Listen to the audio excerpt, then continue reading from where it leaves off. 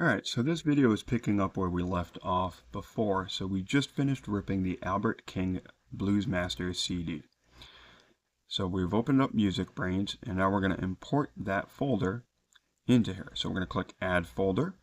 We're going to go find where that is saved on the ripped CDs drive under Albert King. We're going to click on the album and click Select.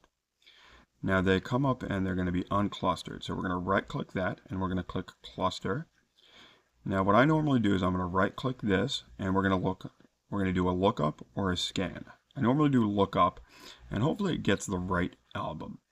So we're going to click here and you're going to see a bunch of little green squares next to each of the tracks. That means it's a good or excellent match. Now before we hit save on this and move on, we want to make sure that we have a couple of options enabled. So those options that we want to enable allow MusicBrainz to move your library around.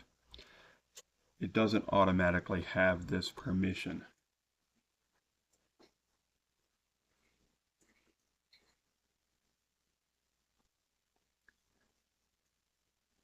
So we're going to go into Options. And we're going to enable rename files and move files. Once we enable those, MusicBrainz can do its thing. Now I'm also going to go over my naming scheme for this. So what this does is it organizes by extension. And then by album, by artist, then album, and then it'll name the track. So it'll put it in a FLAC or MP3 folder. And then it'll go to Albert King, and then Blues Masters, the very best of Albert King, and then it'll name the track. Now if it's multiple discs, it'll put CD1 and then the naming on that.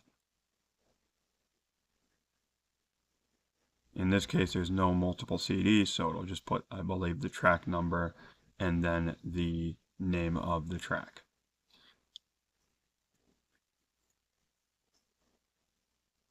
Now we're going to get rid of this window here. And we're going to now go over here. We're going to right click. And what you're going to do is once it's selected the right one, we're going to click Save. Now it's going to save all of those tracks. And then you can see that it'll move it from that directory. So when we go into our folder, you're going to see it's no longer there. Okay, so now we are back in our File Explorer, and we're going to go into Albert King. We're going to go into the Blues Masters album, and you can see the files or tracks have all moved. So they have moved respectively into the FLAC and MP3 folders. So we're going to go into our FLAC folder. We're going to go into Albert King. We're going to go into Blues Masters, and you can see all the files are there. Now there are duplicates because I've done this previously and ripped the CD. I'm doing this for demonstration purposes. And we'll see the same for the MP3 folder as well. So we're going to go back into our ripped CDs folder. Then we're going to go into MP3, Albert King, and the album. And there you can see we have the files now neatly organized into our directory as we intended it to. I hope this helps.